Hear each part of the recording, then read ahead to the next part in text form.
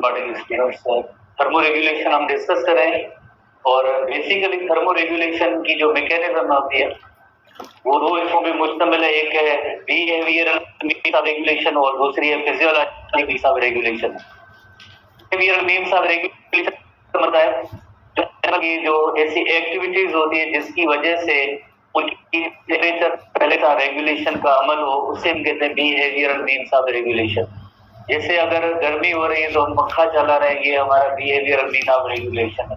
सर्दी हो रही है, हीटर चलाते हैं, तो ये बिहेवियरल। तो बॉडी के अंदर जो से हीट जनरेशन या हीट लॉस का अमल नहीं हुआ है, जस्ट या जिस तरह से फूड एंड ड्रिंक्स होते हैं ये भी हमारे बिहेवियरल मीन्स ऑफ रेगुलेशन में आते हैं। या जिस तरह से थिन क्लॉथेस और एडिशनल क्लॉथेस ये पहनते हैं सर्दी या गर्मी के हवाले से, ये भी एक बिहेवियरल मीन्स ऑफ रेगुलेशन है। या एनिमल एक जगह से निकल के दूसरी जगह फेवरेबल प्लेस पे जाते हैं जहाँ पे टेम्परेचर उनका ऐसा हो, सुइटेबल हो। माइग्रेशन जो होती है ये भी एक तरह से बिहेवियरल मीन्स ऑफ रेगुलेशन है। Physiological means of regulation body की एक्टिविटीज है जिसके अंदर एक जो है शिवरिंग थर्मोजेनेसिस होती है, दूसरी होती है नॉन शिवरिंग थर्मोजेनेसिस होती है। आगे हम डिटेल में पढ़ेंगे। कल हमने पढ़ा था कि बिहेवियरल मीन्स ऑफ रेगुलेशन एक्टोथर्म्स जो होते हैं उनके अंदर only behavioural means of regulation होती है, और जो एंडोथर्म एनिमल होते हैं उनके अंदर दोनों behavioural as well as physiological means of regulation होती है। तो हम ब्रॉडर कैटेगरी में हम देखेंगे कि बिहेवियरल मीन्स ऑफ रेगुलेशन में कौन कौन सी चीजें आ जाती हैं। बिहेवियरल मीन्स ऑफ रेगुलेशन में अभी हमने पढ़ा था कि लाइक इंक्रीज और decrease of heat loss by changing their location. Location का मतलब है जगह या प्लेस। जैसे काफी सारे बर्ड्स आप देखते हैं पाकिस्तान के अंदर आते हैं, माइग्रेट करके आते हैं दूसरे किसी एक इलाके से। या अगर इंसान जो है यहाँ पे अगर गर्मी हो रही है, कहते हैं नहीं, इंसान जिस तरह से अपना एनवायरनमेंट चेंज करके जरा ठंडे इलाके होते हैं वहां से चला जाता है, तो that is the behavioural means of regulation, जिसमें नंबर 1 है चेंज ऑफ लोकेशन। जैसे हमने लिजर्ड का भी एग्जांपल लिया था, लिजर्ड जिससे सन के अंदर बास्किंग इफेक्ट है, ये भी एक बिहेवियरल मीन्स ऑफ रेगुलेशन होता है on warm rock in winter. इसी तरह से हम देखते हैं कि इस वक्त जैसे गर्मियों की मौसम है हमारे इलाकों में, तो अक्सर आपने डॉग्स वगैरह देखे होंगे जहाँ पे पानी होता है, कीचड़ वगैरह होती है, जहाँ जब ज्यादा गर्मी लगती है, या बफेलोज आप देखते हैं तो वो पानी के अंदर चली जाती हैं। तो ये एक फाइंड वेट पूल एरिया या बरोज या इस तरह से समर सीजन के अंदर, विंटर सीजन के अंदर जो है कोई गर्म जगह की तलाश करते हैं, और जैसे समर सीजन होती है तो वहां पे जो है जहाँ पे ठंडी ठंडी जगह होती है वहां पे एनिमल जाते हैं। ये बिहेवियरल मीन्स ऑफ रेगुलेशन है। Even migrate to comfortable zone, जैसे एक जगह चेंज करना अलग चीज है, माइग्रेट होना एक अलग चीज है। जैसे आप उमरकोट शहर में बैठे एक जगह से दूसरी जगह तक जा रहे हैं, तो ये जैसे चेंज ऑफ लोकेशन है। पर एक आप किसी दूसरे शहर वहां से होके और 4-5 महीने तक इधर रहे, तो ये आपकी होगी माइग्रेशन होगी, इसे हम कहते हैं माइग्रेशन कहते हैं। जैसे काफी सारे माइग्रेटरी बर्ड्स पाकिस्तान के अंदर आते हैं सर्दियों के मौसम में, ये माइग्रेटरी बर्ड्स माइग्रेशन करके आते हैं। क्यों माइग्रेशन करके आते हैं? बिकॉज यहाँ की वेदर उनको जरा फेवरेबल बजाय जो उस जगह पे रहे थे वहां पे एक्सट्रीम वेदर हो गई थी, इस वजह से ये माइग्रेट करके इधर आते हैं। तो माइग्रेशन हमेशा आसानी जो होती है उसके लिए की जाती है कि भाई यहाँ से उस जगह तक चलेंगे तो जरा हालात ठीक होंगे, तो that is called as migration. All ectotherms employ behavioural means of regulation. कल हमने पढ़ा था जो एंडोथर्म होते हैं उनके अंदर दोनों मीन्स ऑफ रेगुलेशन होती है, जो एक्टोथर्म होते हैं they have only behavioural means of regulation. उसके बाद जो फिजियोलॉजिकल मीन्स ऑफ रेगुलेशन है, जनरल हेडिंग है फिजियोलॉजिकल मीन्स ऑफ रेगुलेशन के अंदर। फिजियोलॉजिकल मीन्स ऑफ रेगुलेशन के अंदर एक ब्लड पैटर्न, सर्कुलेशन पैटर्न, उसमें फर्क आता है। दो टर्म आपने में भी पढ़े हो, एक वेसो कंस्ट्रिक्शन और वेसो डायलेशन। तो ये ब्लड पैटर्न की जो फ्लो होता है सर्कुलेशन का, उसमें फर्क आ जाता है। सर्दियों की मौसम में ब्लड फ्लो खास तौर पे जो सरफेस है वहां पे कम फ्लो होता है, जिससे कहते हैं वेसो कंस्ट्रिक्शन। गर्मियों की मौसम में जो है सरफेस पे ब्लड ज्यादा फ्लो करता है, इसे कहते हैं वेसो डायलेशन कहते हैं। वेसो डायलेशन ब्लड की सरफेस पे ज्यादा आने की वजह से हीट लॉस होता है। रेट ऑफ मेटाबॉलिज्म, जैसे सर्दियों के अंदर जैसे आपको पता है रेट ऑफ मेटाबॉलिज्म हायर होता है, जैसे एक लॉन्ग टर्म हीट प्रोडक्शन है, एड्रेनालिन हार्मोन है वो शॉर्ट टर्म हीट प्रोडक्शन है। ये भी एक फिजियोलॉजिकल मीन्स ऑफ रेगुलेशन है। Cooling bye evaporative heat loss, जिसे स्वेटिंग कहते हैं, गर्मी के मौसम में जैसे अभी हमें जो पसीना हो रहा है, ये बिकॉज ऑफ हीट लॉस का एक तरीका है, evaporative cooling, heat loss, sweating, activation of certain muscles. सर्दियों के अंदर जो मसल्स के अंदर जो शिवरिंग होती है, कॉन्ट्रैक्शन होती है, उससे हीट प्रोड्यूस होती है। तो ये सारे तरीके जो आगे मौजूद है हम डिस्कस करेंगे। Physiological means of regulation. एक और तरीका होता है ग्राउंड एडिपोज टिश्यू होता है, उसके जरिए भी जैसे फैट जनरेट की जा सके, थर्मोजेनेसिस का अमल हो सकता है। तो जैसे कल आपने एक जनरल फिगर पी कि लाइफ कैन एग्जिस्ट कितने टेम्परेचर पे, 10 to 35 डिग्री सेंटीग्रेड। दो मजीद जैसे फिगर्स हैं, कौन सी, जैसे एक ओवरऑल दोनों एंडोथर्म्स के लिए जो फिगर है वो 36 to 43 डिग्री सेंटीग्रेड। पर इसमें मैमल्स अगर आप देखेंगे, मैमल्स का जो ऑप्टिमम टेम्परेचर है वो 36 to 38 डिग्री सेंटीग्रेड। बर्ड्स का जो 41 to 43। तो कितनी टोटल फिगर हो गई? आई थिंक 4 फिगर हो गई है। एक फिगर हमने कल पढ़ी थी, 3 फिगर ये, इनको अलग अलग से आप याद करेंगे। जब एंडोथर्म की जब बात आए तो आप कहेंगे 36 to 43, जस्ट मैमल्स होंगे तो वो 36 to 38 डिग्री सेंटीग्रेड, और जस्ट बर्ड्स होंगे तो 41 to 43 डिग्री सेंटीग्रेड। थोड़ा सा ये ऐसी फिगर्स होती हैं, उनको ध्यान से देख के और सही जवाब आप तलाश करेंगे। In maintaining body temperature, they have to regulate the heat loss or heat conserving. Heat conservation की मैकेनिज्म कब? जब सर्दियों की मौसम होती है तो उस वक्त हीट को कंजर्व करने की जरूरत होती है, हीट लॉस ना हो। गर्मियों की मौसम होती है, हॉट वेदर होती है, तो उसमें हीट लॉस की मैकेनिज्म वो होती रहती है। दोनों मैकेनिज्म होती रहती है। इसी तरह से एक ब्राउन एडिपोज टिश्यू की भी पॉइंट है, जो खासतौर जो न्यू बॉर्न्स होते हैं उनके अंदर जैसे नेक और जिस तरह से शोल्डर रीजन होते हैं उनमें ब्राउन एडिपोज टिश्यू होता है, जिससे BAT शॉर्ट फॉर्म में कहते हैं brown adipose tissue. Brown adipose tissue या ब्राउन फैट, जिस तरह से ये ऐसे फैट स्टोरिंग सेल्स होते हैं जिनमें माइटोकॉन्ड्रिया की तादाद ज्यादा होती है। माइटोकॉन्ड्रिया की तादाद ज्यादा होती है, जाहिर है इनके अंदर सेल्यूलर रेस्पिरेशन होगी तो हीट जनरेट होगी। ब्राउन एडिपोज टिश्यू से इवन हमारे बुक के अंदर ह्यूमन बीइंग के हवाले से भी जिक्र है कि जब न्यू बॉर्न होते हैं तो उस वक्त उनकी जैसे नेक और शोल्डर रीजन में बहुत ज्यादा ब्राउन एडिपोज टिश्यू होती है, ताकि जैसे मदर की बॉडी के अंदर थे तब तक तो हर चीज मदर ही प्रोवाइड कर रही थी, पर न्यू बॉर्न इन्फेंट्स होते हैं तो नेचर ने उनको जो ब्राउन एडिपोज टिश्यू ज्यादा दिए ताकि उनके अंदर जो है हीट जनरेट होती रहे। तो थर्मो रेगुलेशन इन मैमल्स और मैन हम पढ़ेंगे। उसके लिए सबसे पहले हम एक लिस्ट बनाएंगे और उसी लिस्ट के जरिए आप मेन पॉइंट्स को ज़हन में रखेंगे और फिर हम आगे यकीनन 1 by 1 इनको डिस्कस करेंगे। लिस्ट क्या है? लिस्ट उसमें ये है, जिस तरह से थर्मो रेगुलेशन इन एक कोल्ड टेम्परेचर है और thermo regulation in hot temperature भी होगी। Thermo regulation in cold temperature, thermo regulation in hot temperature. Thermo regulation in cold temperature, thermo regulation in cold temperature का मतलब है जब सर्दियों का मौसम होता है तो उस वक्त कैसे टेम्परेचर बैलेंस और रेगुलेट होता है।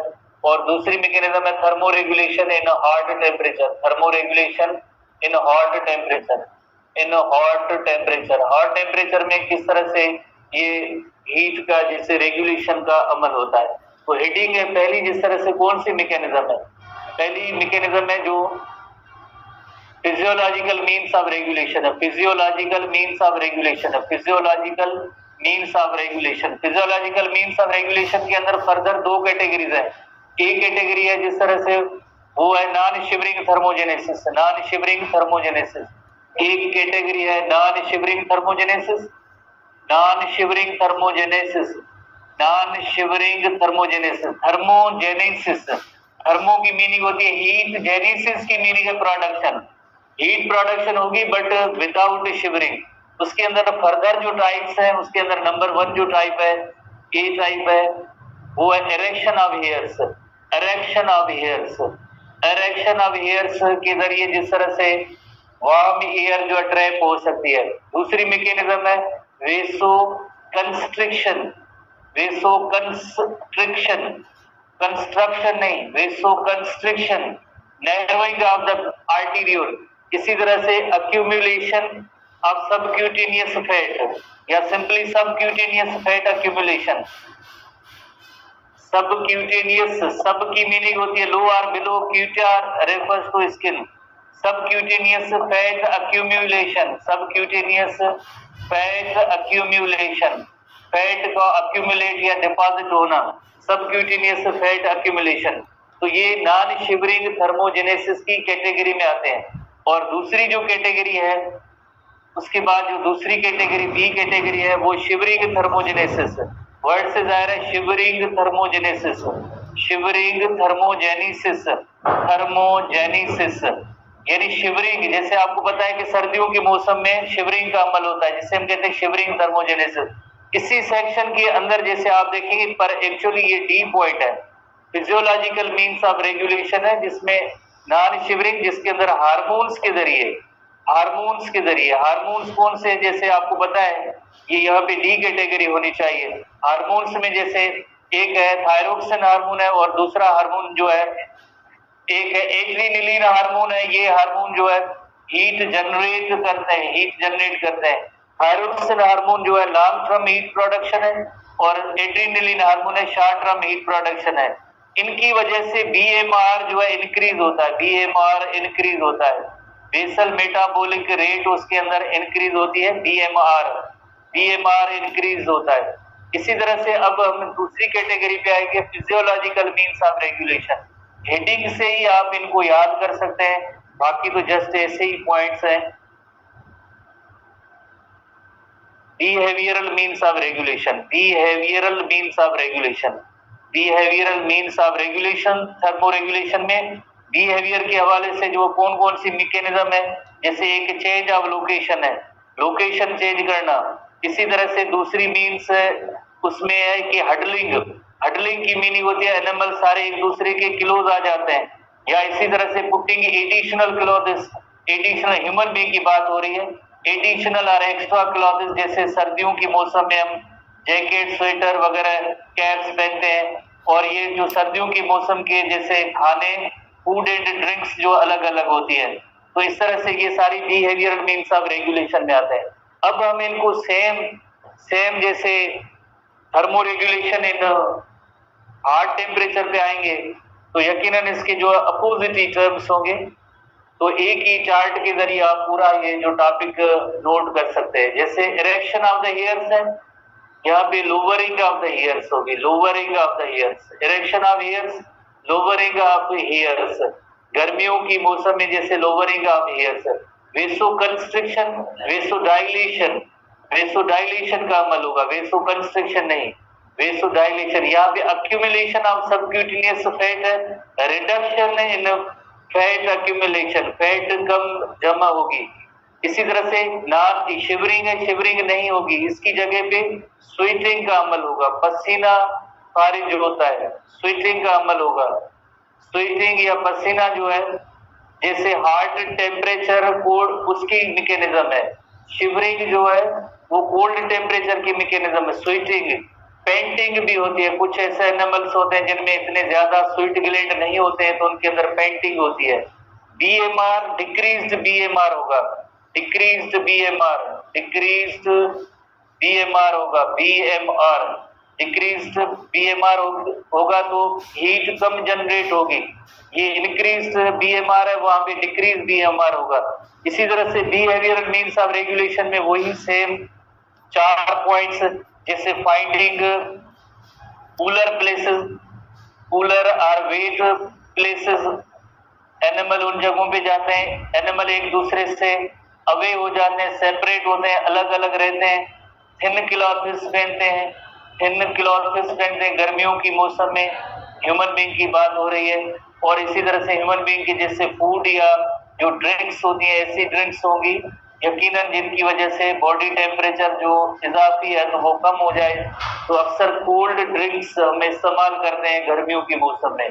तो ये सब जो है कैटेगरी है thermo regulation in hard temperature. एक सिंगल पेज पे आप जो एमसीक्यू या क्वेश्चन आ सकते हैं वो सब इनको ऐसे ही याद कर सकते हैं, दोनों को डिस्टिंग्विश करके अलग अलग फर्क करके आप इनको याद कर सकते हैं। बाकी मैकेनिज्म में हम पढ़ते हैं सबसे पहली मैकेनिज्म पे आते हैं शिवरिंग थर्मोजेनेसिस, उसके अंदर एरेक्शन ऑफ हेयर्स पे आते हैं, एरेक्शन ऑफ द हेयर्स इसी भी बुक में वापस आते हैं। तो ये सारी कैटेगरीज जैसे शिवरिंग थर्मोजेनेसिस, दूसरी नॉन शिवरिंग थर्मोजेनेसिस है। तो शिवरिंग थर्मोजेनेसिस होती है तो जाहिर वर्ड से जाहिर है शिवरिंग यानी सर्टेन जो मसल्स होती है उनके अंदर जैसे कॉन्ट्रैक्शन होगी और उसके रिजल्ट में शिवरिंग पैदा होती है। On the other and non shivering, अब देखिए वेरी क्लियर है, वेरी क्लियर है कि नॉन शिवरिंग थर्मोजेनेसिस है, उसके अंदर certain hormones, action of certain hormones. कौन से सर्टेन हार्मोन, जैसे हमने थायरोक्सिन और एड्रीनलिन हार्मोन का जिक्र किया। Thyroxine hormone long term heat production, adrenaline hormone short term heat production में इन्वॉल्व है। इसी तरह से जो हम ब्राउन एडिपोज टिश्यू की बात की तो ये भी एक थर्मोजेनेसिस की मैकेनिज्म होती है। जो न्यू बॉर्न होते हैं उनके नेक, शोल्डर और भी एरियाज के अंदर, खासतौर पे हमारे बुक के अंदर है जैसे नेक एंड शोल्डर के अंदर जो है ऐसे ब्राउन एडिपोज टिश्यू होते हैं जिनके अंदर माइटोकॉन्ड्रिया की तादाद ज्यादा होती है और ये भी जैसे एक हीट जनरेशन में इनका रोल होता है ब्राउन एडिपोज टिश्यू के अंदर। उसके बाद हम जो कैटेगरीज हमने बना ली हैं अब वन बाय वन उनको अब डिस्कस करेंगे। जैसे पहली कैटेगरी है physiological means of regulation. Physiological means of regulation में भी जैसे नॉन शिवरिंग थर्मोजेनेसिस और नॉन शिवरिंग थर्मोजेनेसिस में नंबर 1 ग्रीन पार्ट जो अभी आपने देखा था वो है इरेक्शन ऑफ द हेयर्स। जैसे आप स्टूडेंट्स में से मे भी चंद एक स्टूडेंट ने जो एक ऑब्जर्व किया होगा, जब रेनी सीजन या बारिशों की मौसम होती है तो एक एनिमल सर जो गोट है, गोट एनिमल, उसके अंदर उसको जो है सर्दी बहुत ही, उसको जो सर्दी का एहसास होता है।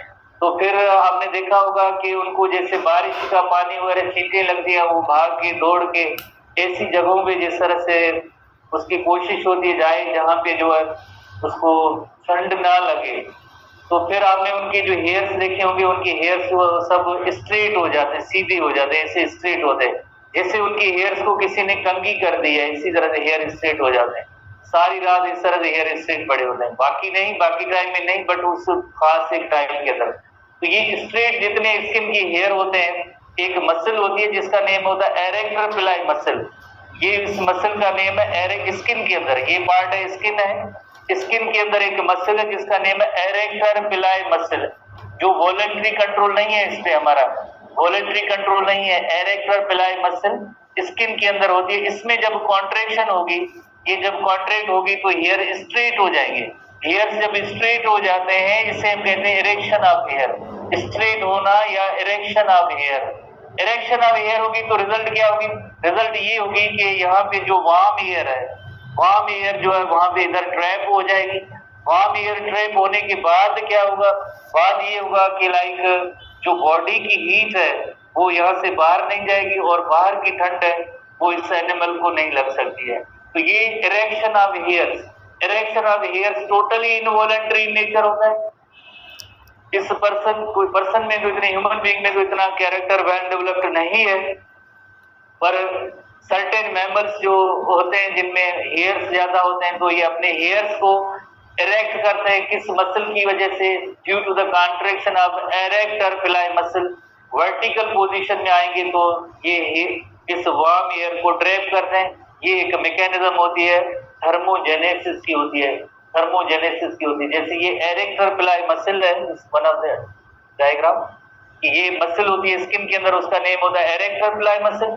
जैसे इसके अंदर कॉन्ट्रैक्शन होगी तो ये हेयर को जो है स्ट्रेट करती जाएगी, तो ये हेयर को स्ट्रेट करती है और इस वजह से जितने भी हेयर्स होंगे वो सब स्ट्रेट होंगे। तो यकीनन उसका एडवांटेज या फायदा ये होगा कि like they trap the warm air.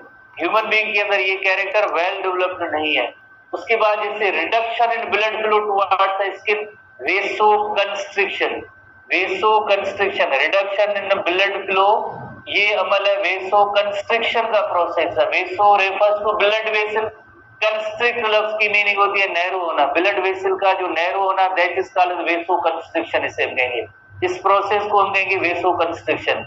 जैसे अक्सर आपने देखा होगा कि सर्दियों की मौसम में इंसान की जैसे ये लिम्स, आर्म्स, लेग्स, इनको बहुत ही ज्यादा सर्दी का जैसे एक एहसास या सर्दी ज्यादा जो लगती है इन पार्ट्स को लगती है। हेड रीजन या जिस तरह से ये चेस्ट है या एब्डोमिनल पार्ट है, यहाँ पे ब्लड फ्लो ज्यादा जाता है और इन पार्ट से एक्सट्रीमिटीज से जो है ब्लड फ्लो कम जाता है। मोर ओवर जो ये स्किन का जो आउटर सरफेस है, यहाँ पे भी ब्लड फ्लो कम जाता है, क्योंकि यहाँ पे जो आर्टीरियोल होते हैं वो आर्टीरियोल एंड पे एक स्फिंक्टर्स होते हैं, स्मूथ मसल्स के स्फिंक्टर होते हैं। जब वो कॉन्ट्रैक्ट होंगे तो ब्लड फ्लो कम जाएगा, कम ब्लड फ्लो जाएगा, सरफेस के जरिए हीट लॉस नहीं होगी, तो ये वेसो कंस्ट्रिक्शन का अमल होता है।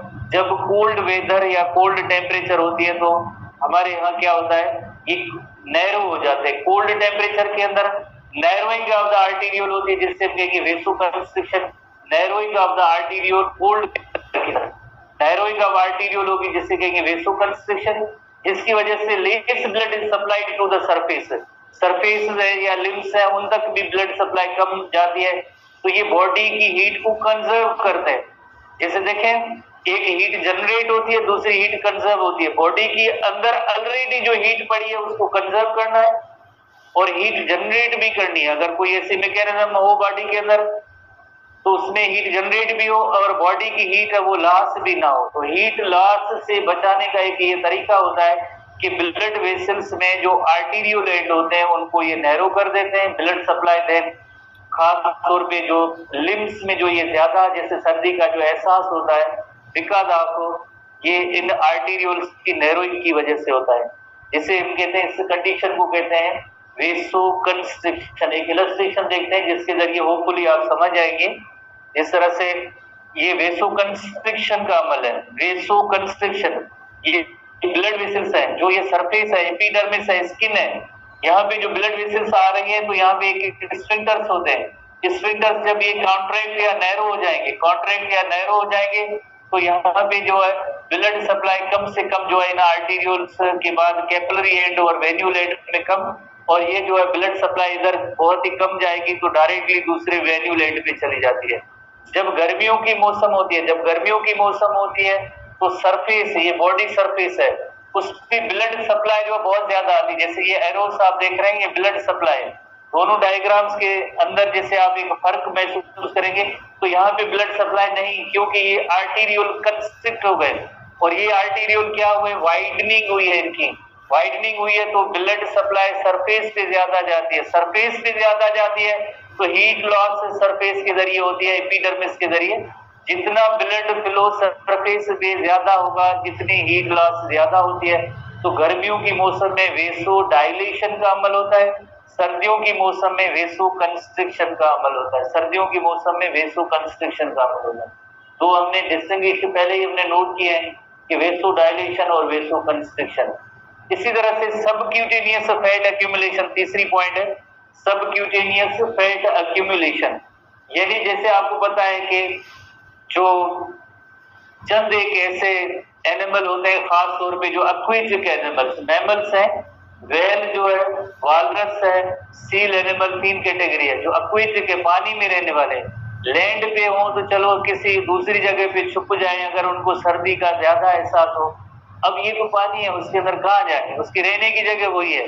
टेम्परेचर भी कोल्ड हो गया तो कुदरत ने उनको ये मैकेनिज्म दी है कि फैट को ज्यादा अक्यूमुलेट करते हैं। स्किन के नीचे फैट बहुत ज्यादा थिक लेयर आ जाता है तो बाहर की जो ठंड है उसको उसका जो है असर जो बॉडी पे नहीं होगा, बॉडी की हीट होगी वो बाहर नहीं जा सकती। बिकॉज दरमियान में क्या आ गया, दरमियान में फैट का लेयर आ गया, थिक लेयर आ गया, और fat is a bad heat conductor. इस वजह से सर्दियों की मौसम में ये एनिमल अपने आप को बचा लेते, भले जाए जितनी सर्दी क्यों ना हो। तो इसी तरह से एडिपोज टिश्यू के अंदर फैट जमा होती है। फैट बैड हीट कंडक्टर है। बैड हीट कंडक्टर का मतलब होता है बॉडी की हीट को बाहर नहीं जाने देंगे और बाहर की ठंड को भी जैसे अंदर नहीं आने देती है ये फैट। इसी तरह से इसका मेन पर्पज है कि to conserve the heat, body के अंदर हीट है वो लॉस भी ना हो और बाहर की ठंड है वो भी ना लगे। तो इसके लिए जो है इतना जो है ज्यादा फैट को ये स्टोर करते हैं। This is particularly very important survival for the aquatic mammal. Aquatic mammal कौन से, तीन मैमल्स का हमारे बुक में जिक्र है जिन्हें आप याद रखेंगे। एक सील एनिमल का नेम है, एक्वेटिक है, वालरस है, और इस तरह से एक वेल, फिश लाइक बॉडी है पर ये मैमल है। जैसे हाउएवर टेरेस्ट्रियल एनिमल्स होते हैं उनके अंदर फैट क्यों जमा होती है, फैट टेरेस्ट्रियल एनिमल्स में, मैमल्स जो है एक्टिव इन कूलर सीजन होते हैं बिकॉज उनके अंदर फैट जो है फूड का जैसे स्टोरेज का एक मीन है, वसीला है, सोर्स है। जिस तरह से एक्सेस में अगर आपको पता है ग्लूकोज होगी, it will be converted further into fat, और फैट की स्टोरेज एडिपोज टिश्यू में, वो फूड से रिलेटेड है। बट जो एक्वेटिक मैमल होते हैं उनके अंदर जैसे थर्मो रेगुलेशन से मैकेनिज्म रिलेटेड है। जैसे ये एक इलस्ट्रेशन है जिसमें आप देख सकते हैं कि ये वेल है, वेल की स्किन, उसके नीचे एक very thick layer of fat होता है, very thick layer of fat होता है। कितना थिक लेयर, तो जाहिर है अब इसमें जो कोल्ड वेदर होगा उसका इफेक्ट नहीं होगा, और बॉडी की जैसे हीट होगी वो भी लॉस नहीं हो सकती, because thick layer of fat skin के नीचे थिक लेयर बन जाता है, जिसकी वजह से यकीनन देना अपनी बॉडी को जैसे extreme of the cold weather उससे बचा सकते हैं। शिवरिंग थर्मोजेनेसिस नेक्स्ट हेडिंग है एक्चुअली, शिवरिंग थर्मोजेनेसिस। तो आपको पता है कि सर्दियों की मौसम में जब शिवरिंग होती है तो उसकी रिजल्ट में हीट जनरेट होती है। एक जैसे अक्सर हम देखते हैं कि सुबह के वक्त जैसे नहा के हम आते हैं तो उस ठंड के एहसास की वजह से लिटिल बिट थोड़ी सी शिवरिंग होती है। तो इसका मतलब ये है कि शिवरिंग में थोड़ी सी हीट जनरेट होगी, तो आपको थोड़ा अपना बंदोबस्त करना चाहिए, बिकॉज आगे जो है बहुत ज्यादा आपको ठंड लग सकती है। ये एक इंडिकेशन होती है, ऐसे नहीं कि शिवरिंग हो रही है तो अब हमें हीट भी मिलती रहेगी, नहीं, वो जस्ट एक आर्जी होता है, एक इंडिकेशन, निशानी होती है कि भाई आपका बॉडी टेम्परेचर कम हो रहा है और आप इसको इंक्रीज करें। तो इसी तरह से ये एक्चुअली जैसे हमने 2 क्वेश्चन के बारे में पढ़ा था, बहुत ही इंपॉर्टेंट सवाल है, टेस्ट रिलेटेड सवाल है, टेस्ट में आते भी रहते हैं। Adrenaline short term heat production और thyroxine long term heat production, इनकी वजह से BMR basal metabolic rate increase होता है। एक्चुअली जैसे आप देखें ये नॉन शिवरिंग थर्मोजेनेसिस है, जो टॉप पे जो हमने हेडिंग पढ़ी थी उसके अंदर वेरी क्लियर है कि it is non shivering thermogenesis की उसकी मैकेनिज्म है, हार्मोन्स के जरिए। शिवरिंग तो नहीं है इसमें, हार्मोन में शिवरिंग कहाँ होगी, तो इस वजह से ये नॉन शिवरिंग। इसी तरह से आखिरी जो तरीका है कोल्ड वेदर के हवाले से वो है बिहेवियरल मीन्स ऑफ रेगुलेशन है। बिहेवियरल मीन्स ऑफ रेगुलेशन में animals go to the warmer location, सर्दियों की मौसम है, जाहिर है कोई गर्म जगह तलाश करेंगे। हडलिंग, काफी सारे एनिमल नाइट टाइम पे आपने देखे होंगे या सुबह के टाइम पे जैसे बर्ड्स होते हैं बिजली की वायर पे, रोप पे, रस्सी पे, सब एक दूसरे के साथ क्लोज होते हैं ताकि उनकी बॉडी की जो हीट है वो लॉस ना हो जाए। अलग अलग होगी तो बॉडी के हर एक एनिमल से हीट लॉस हो जाती है। गांव देहातों में आपने देखी होगी सर्दियों की मौसम में गोट्स, काउज वगैरह सब एक दूसरे के साथ क्लोज ही रात में रहते हैं, तो ये हडलिंग कहते हैं, इसे huddling close together. Human being के अंदर एक एडिशनल क्लॉथ्स पहनते हैं सर्दियों की मौसम में, जैसे जैकेट्स हैं, कैप्स हैं, ग्लव्स हैं, पाँव के भी एक अलग से होते हैं जो बचाने के लिए। बहरहाल फूड एंड ड्रिंक्स जाहिर है, तो सर्दियों की मौसम में जैसे हम कोई गर्म खाने जो वगैरह होते हैं, स्पाइसी फूड्स वगैरह ऐसे ज्यादा इस्तेमाल करते हैं, सूप वगैरह, तो ये इस तरह से जो बिहेवियरल मीन्स ऑफ रेगुलेशन में आ जाते हैं। जिस तरह से ये बर्ड्स है, ये हडलिंग है, दिस इज कॉल्ड हडलिंग, सब बर्ड्स एक दूसरे के साथ करीब। ये जिस तरह से पेंगुइन है, सब सर्दियों के मौसम में एक दूसरे के साथ करीब रहते हैं, हडलिंग है, ये सब हडलिंग मैकेनिज्म, हडलिंग है। बर्ड्स हैं या जैसे ये इवन मुर्गी फार्म के अंदर भी आपने देखे होंगे, वो सब सर्दियों के मौसम में एक दूसरे के साथ करीब होते हैं, this is called huddling. Putting additional clothes, हमारे यहाँ इतनी ज्यादा सर्दी नहीं है, दुनिया की डिफरेंट कंट्रीज के अंदर जो है 0 माइनस वहां पे टेम्परेचर होता है, तो उन सब के अंदर जैसे ये अमल होता है। अब हम आते हैं जैसे नेक्स्ट कैटेगरी पे आते हैं, दैट इज हमने पहले ही पढ़ लिया है, that is physiological means of regulation. Physiological means of regulation, physiological means of regulation वही सेम बात, वहां पे इरेक्शन ऑफ हेयर थी, यहाँ पे लोअरिंग ऑफ हेयर थी। वहां पे क्या था, फैट की अक्यूमुलेशन थी, और ये यहाँ पे क्या है, रिडक्शन इन फैट। इसी तरह से वहां पे जो है शिवरिंग थी, और यहाँ पे evaporative cooling by means of sweat gland. हमारे यहाँ स्वीट ग्लैंड मौजूद है जिसमें एवापोरेटिव कूलिंग मैकेनिज्म के जरिए जिस तरह से हीट लॉस होती है। इसी तरह से वहां पे जैसे वेसो कंस्ट्रिक्शन है और यहाँ पे वेसो डायलेशन है, आर्टीरियल वाइड हो जाते हैं, ब्लड सप्लाई स्किन की तरफ, सरफेस की तरफ ज्यादा जाती है ताकि जो मोर एंड मोर जो है हीट लॉस हो। ऐसे एनिमल्स इनके अंदर जैसे स्वीट ग्लैंड्स कम होते हैं, स्कैंटी लफ्ज की मीनिंग होती है लेस, तादाद में कम, स्कैंटी कोई ग्लैंड का टाइप नहीं है। ऐसे एनिमल्स जिनकी स्किन के अंदर स्वीट ग्लैंड्स कम होते हैं, स्वीट ग्लैंड्स कम होते हैं तो फिर उनके अंदर पेंटिंग का अमल होता है। जैसे पेंटिंग कहते हैं, जो आपने गर्मी के मौसम में किसी एनिमल को देखा होगा, बड़े बड़े सांस ले रहे होते हैं, तो इस अपने मुंह से, सलाइवा से, रेस्पिरेटरी ट्रैक्ट से हीट लॉस जो करते हैं उसे हम कहते हैं पेंटिंग कहते हैं। ठीक है, माउथ, टंग और रेस्पिरेटरी पैसेज से जो हीट लॉस करते हैं उस अमल को पेंटिंग कहते हैं। जैसे ये पेंटिंग का अमल, पेंटिंग जिसमें ये सलाइवा इस तरह से रिलीज हो रही होती है मुंह से, टंग से, जिस तरह से जो है रेस्पिरेटरी ट्रैक्ट से जिससे हीट लॉस होती है, this is called the painting. इस अमल को हम कहेंगे पेंटिंग कहेंगे। ठीक है ना, साइन पेंटिंग जब बताइए, पेंटिंग कलर वाली ना, या PANTING पेंटिंग, इसे कहते हैं पेंटिंग कहते हैं। फिजियोलॉजिकल मीन्स ऑफ रेगुलेशन, उसमें BMR आपको पता है कम हो जाती है। सर्दियों के मौसम में BMR जो रेज थी, इंक्रीज थी, और इनमें BMR जो है डिक्रीज होगी तो जाहिर है हीट जनरेट भी कम होगी। इसी तरह से जो बिहेवियरल मीन्स ऑफ रेगुलेशन है, बिहेवियरल मीन्स ऑफ रेगुलेशन के अंदर वही चार चीजें, कौन सी चार चीजें, लाइक एक चेंज ऑफ लोकेशन, एनिमल कहाँ पे जाएंगे, कूलर प्लेसेस पे जाएंगे, और वहां पे जैसे हडलिंग थी, इस तरह से एनिमल सब एक दूसरे से अलग अलग हो जाएंगे। इसी तरह से वहां पे जो एडिशनल क्लॉथेस है, यहाँ पे थिन क्लॉथेस। इसी तरह से फूड एंड ड्रिंक्स, यकीनन गर्मियों के मौसम की जो है ठंडी मशरूबात होती है, तो गर्मियों और सर्दियों के अलग अलग खाने होते हैं। ठीक है, हमें जो भी मिल जाए, पर एक्चुअली होते अलग अलग होते हैं, ताकि जो है जिस तरह से थर्मो रेगुलेशन का भी अमल हो सके। ठीक है ना, तो इस तरह से जो है कोल्ड वेदर और हॉट वेदर के अंदर इस तरह से अलग अलग मैकेनिज्म होती है। एक टॉपिक आपका रहता है जो हो सकता है कि आपको आज हम जैसे कोई एक टाइम देंगे, उसमें ऑनलाइन क्लास आपके लेंगे। जैसे छोटा सा ही टॉपिक है जिसमें ह्यूमन बीइंग के हवाले से कैसे थर्मो रेगुलेशन का अमल होता है छोटा, आपने पढ़ा हुआ है, आधे घंटे का भी टॉपिक नहीं है। थर्मो रेगुलेशन ह्यूमन बीइंग के हवाले से हाइपोथैलेमस है, कंट्रोल सेंटर है, और किस तरह से जो है जैसे थर्मो रेगुलेशन का अमल मेंटेन होता है, प्लस में एक पायरिस किया या बुखार, आखिरी दो जो छोटी हेडिंग है, इसके लिए कोई आधे घंटे की एक ऑनलाइन क्लास रखेंगे आज, ठीक है, दोपहर में, ताकि आपका चैप्टर कंप्लीट हो जाए, कल आप टेस्ट दे सके।